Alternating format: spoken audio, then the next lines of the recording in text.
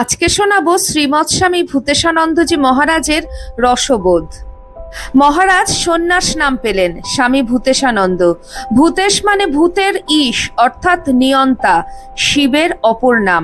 ভূতেশানন্দ শব্দের ব্যাকরণগত অর্থ যিনি ভূতের ঈশ স্বরূপ, তিনি আনন্দ স্বরূপ।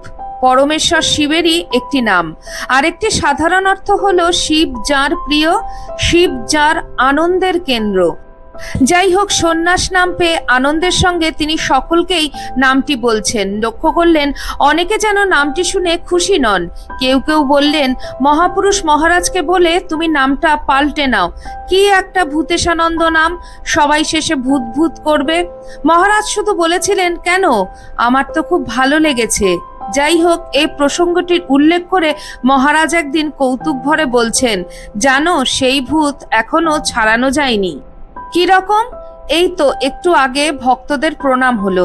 এক মহিলা ভক্ত তার মেয়ের জন্য দীক্ষার কথা বলল।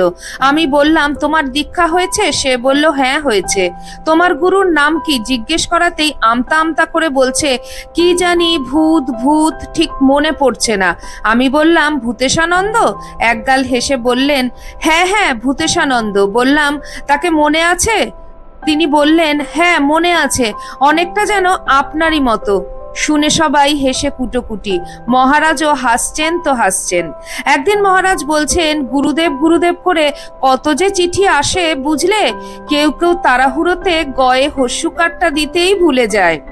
একবার একটি অনুষ্ঠানে উপস্থিত আছেন পরম পূজনীয় বীরেশ্বরানন্দজি মহারাজের সঙ্গে ভূতেশানন্দজি মহারাজ।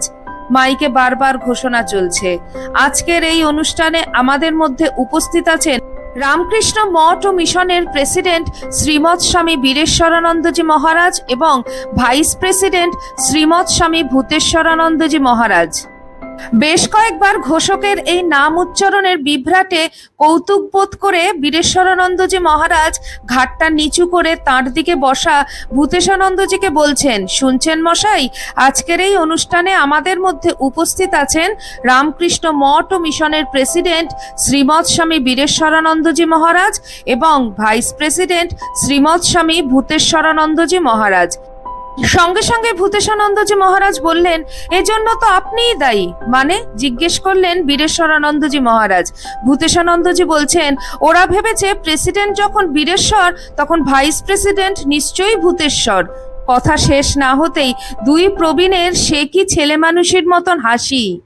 এইরকমই ছিল মহারাজের রসবোধ।